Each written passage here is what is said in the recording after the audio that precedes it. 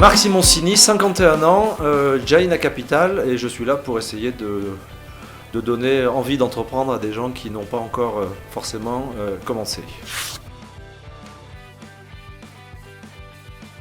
Si son rêve c'est d'entreprendre, c'est une bonne manière d'y arriver. C'est super dur parce que chacun dans son domaine est exceptionnel, donc c'est très difficile de les classer, je suis pas sûr qu'il faille d'ailleurs. Exemplaire d'ailleurs c'est un mot lourd, hein. Exemplaire ça veut dire qu'on fait les choses bien et qu'on est un exemple pour les autres, donc je sais pas, il y a Xavier Niel par exemple. Moi je suis toujours très heureux quand je suis à la montagne. D'avoir l'énergie de continuer le plus longtemps possible. Oh là, je rêvais d'être écrivain, et qu'est-ce que tu es devenu? L'opposé. Un soutien.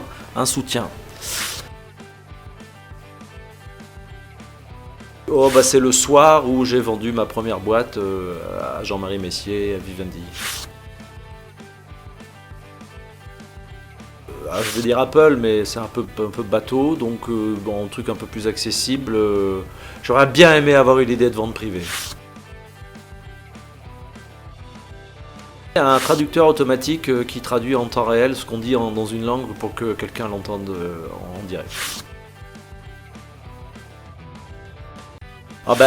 J'ai travaillé toujours avec des gens dont je suis devenu très proche. Beaucoup de gens avec qui j'ai travaillé sont devenus des copains. Mais je crois que c'est un peu ça les startups. On est très vite copains parce qu'il n'y a pas tellement de hiérarchie. Donc on travaille beaucoup, tout le temps, et on devient très proche. Il faut avoir plein d'idées et essayer de trouver parmi toutes ces idées-là, quelle est la bonne.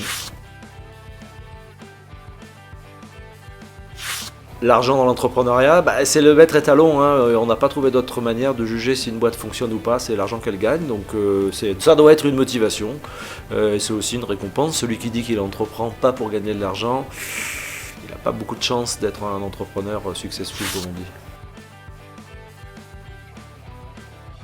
Il n'y a aucun autre choix que de s'associer, parce que pour moi, je pense qu'une belle boîte, ça démarre d'abord par une belle rencontre entre au moins 2 associés, souvent 3 d'ailleurs, et que tout seul on n'arrive à rien. Donc oui, évidemment, il faut s'associer, et je me suis toujours associé avec des gens qui m'ont beaucoup aidé, ne serait-ce que parce qu'ils étaient là. La prise de risque, ça fait partie du métier, donc il faut aller le plus loin possible et prendre le plus de risques possible. Et c'est justement là qu'il faut avoir choisi le bon associé. Mon plus bel échec, c'est d'avoir gagné beaucoup d'argent, d'avoir cru que j'étais riche et de l'avoir jeté à la poubelle. Et ce qui s'est passé après, c'est une chance, c'est que j'ai été obligé de travailler beaucoup pour rembourser toutes les dettes que j'avais accumulées.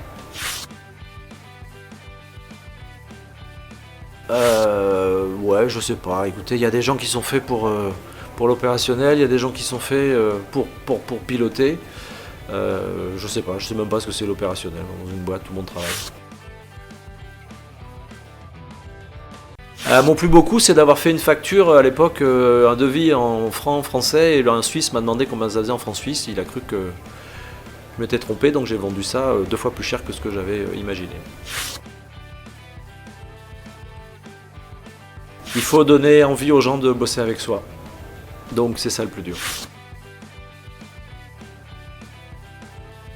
Oui, j'ai toujours créé des sociétés avec l'idée de les revendre plus tard. Non, c'est passé le cap des 50 ans qui est un frein. Les clés du développement, il faut parler un petit peu anglais. C'est être heureux.